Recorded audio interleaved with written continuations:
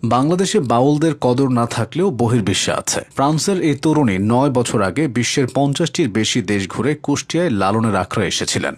তিনি লালনের দর্শনে মুগ্ধ হয়ে আর বাড়ি ফেরেননি, এখানে বিয়ে করে ঘর বেঁধেছেন। তিনি এখন বাংলাদেশি বধূ, সর্বক্ষণ পরনে থাকে সাদা শাড়ি। তার মূল নাম দেবোরা কিউকারম্যান, তবে এখন তিনি দেবোরা জান্নাত। বর্তমানে গুরুর কাছ থেকে তিনি আত্মিক শান্তি ও সৃষ্টির রহস্য খুঁজতে দীক্ষা নিচ্ছেন। কিন্তু কিভাবে ঘটে গেল নাটকীয় এই ঘটনা, চলুন জেনে নিই। ২০১৬ সালের ফেব্রুয়ারিতে পিএইচডি গবেষণার কাজে বাংলাদেশে আসেন দেবোরা। ফকির লালন শাহকে যতই জেনেছেন ততই তার প্রেমে পড়েছেন তিনি। বেড়েছে শ্রদ্ধা, ভক্তি ও প্রেমবোধ। তাই প্রখ্যাত বাউল ফকির নহির শাহের শিষ্য হন। অবিবাহিত দেবোরা গুরুর আস্তানায় বসবাসকারী নহির শাহের আরেক শিষ্য রাজনকে বিয়ে করেন। বিয়ের কথা শুনে ২০১৭ সালের মেতে তার বাবা ও ভাই ফ্রান্স থেকে বাংলাদেশে এসেছিলেন। যাওয়ার সময় তারা বলেছিলেন, তোমার পছন্দ ঠিক আছে। দেবোরা জান্নাত প্যারিসের মেয়ে। ২ বোন ও ১ ভাইয়ের মধ্যে তিনি সবার বড়। মা চিকিৎসক এবং বাবা প্রতিষ্ঠিত ব্যবসায়ী। ছোটবেলা থেকে মেধাবী দেবোরা খুবই পরিশ্রমী ও মানবিক। তিনি একজন ভালো অনুবাদক। ফ্রান্সে থাকাকালীন ফরাসি থেকে ইংরেজিতে অনুবাদের কাজ করেছেন।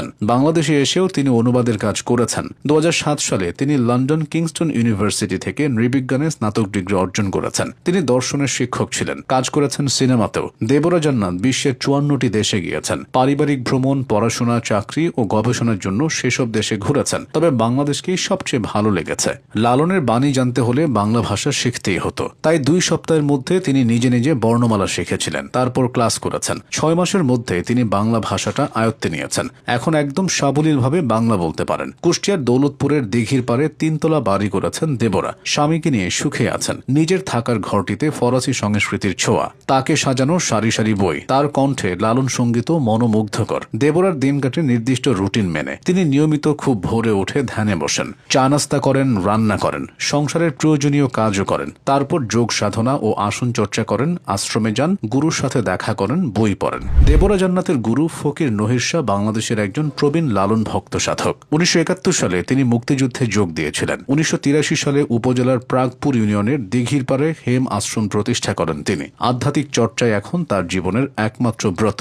গুরু নহির শাহের ভাতিজা ও শিষ্য রাজন ফকিরের সাথেই দেবোরা জান্নাতের বিয়ে হয়েছে। বিদেশিনী স্ত্রী সম্পর্কে রাজন ফকির বলেন, আমি দেখতে একজন বিদেশি মানুষকে বিয়ে করেছি, কিন্তু তার আচরণ, কথাবার্তা, চালচলন, মানুষের প্রতি তার ভালোবাসা কোনো কিছুই বিদেশিদের মতো নয়। সে বাংলাদেশ এবং এদেশের মানুষকে ভালোবাসে। এজন্য আমি তাকে ধন্যবাদ জানাই। দেবোরা যেহেতু লালনের শান্তি খুঁজে পেয়েছেন, তাই তিনি আর ফ্রান্সে ফিরতে চান না। তিনি চান মৃত্যুর পর তার দেহটি যেন কুষ্টিয়ার দৌলতপুরের প্রাগপুরের হেম আশ্রমে থাকে, এখানেই মাজার হবে। তিনি যখন বাংলাদেশে গবেষণার কাজ চালিয়ে যাচ্ছিলেন, তখন তার সামনে ২টা পথ ছিল, হয় সার্টিফিকেট অর্জন আর না হয় গুরুকে ধরে সত্যিকারের ভক্ত হওয়া। খ্যাতি ও